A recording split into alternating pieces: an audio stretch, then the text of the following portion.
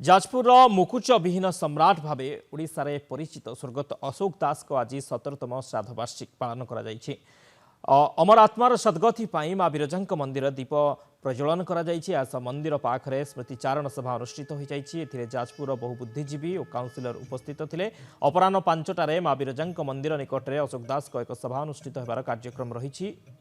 एने अधिक आलोचना करिसेंति आम जाजपुर ब्यूरो हेड तपन महांती। आज हूँ सालिस विहीन राजनेता मुकुट विहीन सम्राट जाजपुर माटीर बरपुत्र स्वर्गत अशोक दास 17तम श्राद्ध वार्षिक। जदि कहवा प्रथमे सकाळू अशोक दास प्रेमी माने समस्त एकजुट होते माँ बिरजा मंदिर निकटरे प्रथमे माँ निकटरे दीपदान करते पर माँ मंदिर सम्मुखें अशोक फोटोचित्र पुष्पमाल्य एवं दीप प्रज्वलन करते।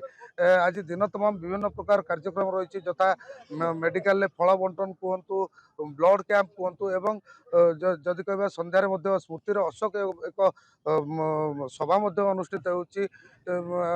आज कौन रही अशोक दास परिप्रेक्षी लोक मान पाखे वार्ता आम सहित सीधा सड़क अच्छा अशोक दास एकांत सहयोगी कहुवा बटकृष्ण सार अच्छा आम सीधा सड़क पचार बुझा सर कौन कहे अशोक दास विषय कौन कह स्वर्गत अशोक दास जहाँ को मु व्यक्तिगत भाव में अशोक भाई बोली कहे आज 17 वर्ष तले जाजपुर आम मान से विदाय नेले। आज तांकर 17तम ऋतुवार्षिकी अवसर रे आज आम मैंने एकजुट होचु एकाठी होचु तांकर स्मृतिचारण करने मन पकड़ापी कौन सभा समितिर आवश्यकता ना। जेते दिन पर्यंत जाजपुर अच्छी ये माटी अच्छी से दिन पर्यंत अशोक दास ये जीवित रे। कारण अशोक दास थे जाजपुर लोह मानव सालिस भिन्न राजनेता कहुए मुकुट भिन्न सम्राट कहुए। वास्तव में मुझे सहित जिते वर्ष मिसी मु अनुभव करी भीतर गोटे निरा गुण थिला एवं से गुण को लेकर से जाजपुर मुरबी थे। जाजपुर आज मुरबी शून्य होते भी सी आज शरीर में सहशरीर विद्यमान नथिले भी तांकर जो उपस्थिति आम अनुभव करुचु से जमती सब थी जाजपुरवासी गोटे प्रेरणा साजिंट और समस्त को सी आशीर्वाद दे चलती ढंग जाजपुर को गढ़ी तोलिया प्रयास भी जारी रही।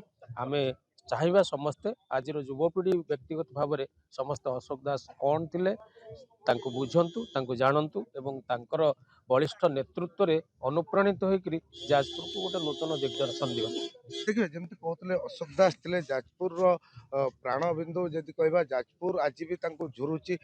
आम सहित अच्छा संतोष मल्लिक अच्छा से विगत दिन में अशोक बाबू एकांत करते कौन कह आज्ञा अशोक बाबू विषय कौन आज स्वर्गत अशोक दास 17तम जो श्राद्धवार्षिक पालन कर विशेषकर ओडिशार विभिन्न जगह आज श्राद्धवार्षिक पालन कर जाजपुर हूँ जन्ममाटी। विशेषकर बिरजा माँ लड़ुआ पुओ थे से एवं जाजपुर में जदि भाईचारा कहुए ताले से अशोक दास समय आरंभ कर हिंदू मुसलमान भितर गोटे सद्भाव जो वार्ता से देते जीवन काल भितर आज भी दाय जी अच्छा प्रणव प्रकाश दास आज मेंटेन कर जाजपुर लोक बहुत शांतिप्रिय किंतु अशोक बाबू जिते राजनीतिक क्षेत्र कहतु आपंकर सामाजिक क्षेत्र कहतु सांस्कृतिक क्षेत्र कहतु प्रत्येक क्षेत्र में स्वतंत्रता थिला। सी निज दृष्टिकोण जो स्वतंत्र थिला आभिमुख्य स्वतंत्र थिला। से प्रत्येक कार्य को गोटे स्वतंत्र हीन रूप से पालन करुले।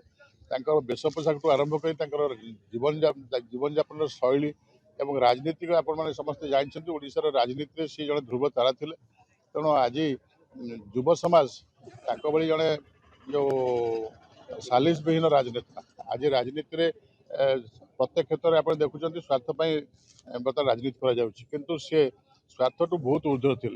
बिना क्षमतार केमी राजनीति कराए जीवन काल भितर से बहुत उदाहरण सृष्टि कर।